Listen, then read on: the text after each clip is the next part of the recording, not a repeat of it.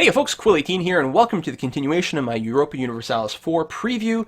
And in this one, I am going to answer your questions about multiplayer. Multiplayer is a huge topic, and Paradox games have had multiplayer for quite a long time. But there are a lot of potential issues in the multiplayer. One, there's certainly been some valid complaints that the stability of the multiplayer experience in the past has been a little bit lacking, especially with sort of latency and desynchronization issues and a few things like that. Now, with the caveat that I played in a LAN experience for our test. We were on a LAN, we were not going over the internet. Things were certainly pretty darn stable, and in fact, Paradox has been quite explicit in that if it weren't for the multiplayer aspect of the game, they would have released the game by now. Instead, they're spending another 3 or 4 months focused entirely on developing the most stable and functional multiplayer experience in any Paradox system to date. Now, part of that is just hopefully having more stable netcode, but another part of that is just adding more and more features for the game. For example, this game will integrate with Steamworks so that you can, if you're playing the game on Steam, you can go into your friends list and invite people to join your game from there, or join their game from the Steam's friend list. So it should be a lot easier to get together with your buddies and organize that. There will be a lobby with a sort of matchmaking kind of system where you can see open public games and you can chat in there and arrange games with people that way. None of this will work as well as it would if it weren't for the fact that they were introducing the ability to hot join. That is to say, join a game that is already in process or in progress. And that has tremendous implications for the game. First of all, it means you can start a game, set it to public, and then have people join in and out as you continue to play.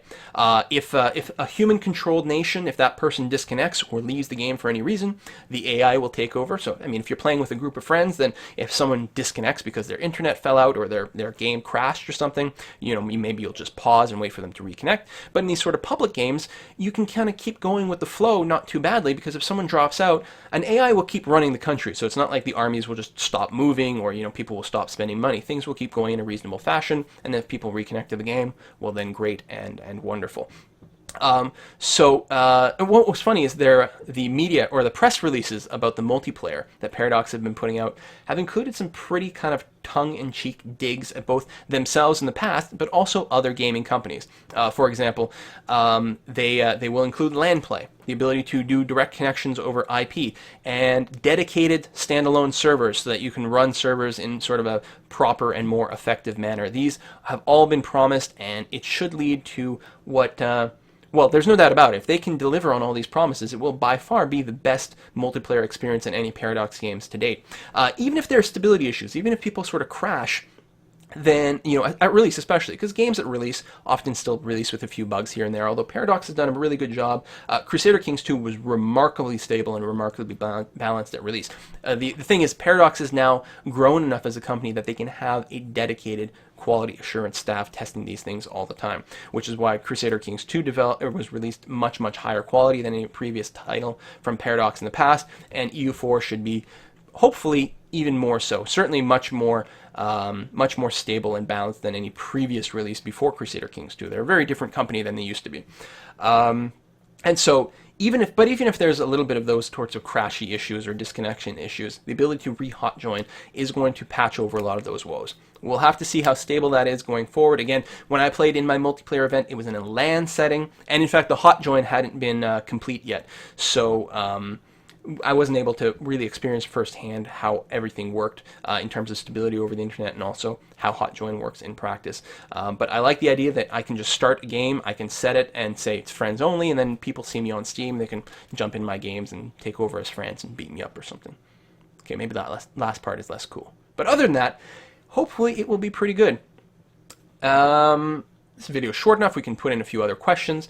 Some people asked about any plans they have to improve tutorials. One of the things Paradox has said is they actually have a full-time person on staff now that only does tutorials. That is their job. They just do tutorials, and they've really been experimenting a lot more with different tutorial types. Certainly, Crusader Kings 2 had some much improved tutorials over previous versions of the game, and March of the Eagles had a very different kind of tutorial system. If you haven't tried it, it was really neat in terms of they were using sort of exclamation marks to call out things as you played. It was a very interactive experience, and they gave you help as you went forward, and it was much more manageable sort of information bites. And I thought I thought it was pretty good, pretty solid way of doing it.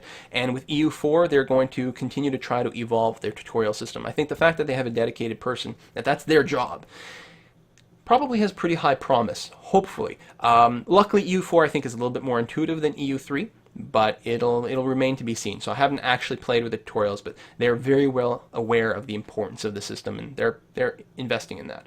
Someone was asking about loans. So one of the things that was brought up in the development, in some of the development diaries, is the idea that loans don't come out of thin air anymore. They come from other countries, very much like Victoria 2 does. When you take out a loan, you're more or less taking a loan out from another country who's lending you money. And in the build that I played, it did seem in the diplomacy screen there was a way to ask another country for a loan. Now I didn't really play with that too much, but also there's the ability to just hit the take out a loan button on your economy screen. And in the build I'm playing, when I do that, the source of the loan just says bank. That's all there is to it. Now, whether that remains like that, or whether that comes out of different countries, or what the exact mechanic is going to be, I can't say for sure. It's possible that the loans that come out of a bank are the only ones that increase your inflation, for example, and maybe loans from other countries don't do that. But if you don't repay your loan, then maybe you can get a casus belli, for example. So that, I have to say, I have not explored fully, and I don't know if it's going to change. So there's still some unknowns there. And oh, last question I have on my list: is the Byzantine Empire still present? Well, empire is a bit of a stretch, but at the start of the game, the Byzantine nation does in fact still control 3 provinces. They haven't fallen completely to the Ottomans. They control the province of Thrace, which I believe on the map is where Constantinople actually is. They also have 2 more provinces. They have Achaia, I don't know how to say it, and Moria. And I did run a test game, and those last 2 are over on the Peloponnese Peninsula, some other place. And in my test game, I was able to quite handily also take over Athens, which was an independent nation. So, within a couple of years, my Byzantine Empire was a 4-province nation. Certainly still dwarfed by the Ottomans, but if you have a dream of recreating the Roman Empire, keep the dream alive. Anyway, that is the last of my questions. Again, if you have any more, please don't hesitate to ask down below, and if we get enough of them, then I may make a follow-up video. See you next time, folks. Bye-bye.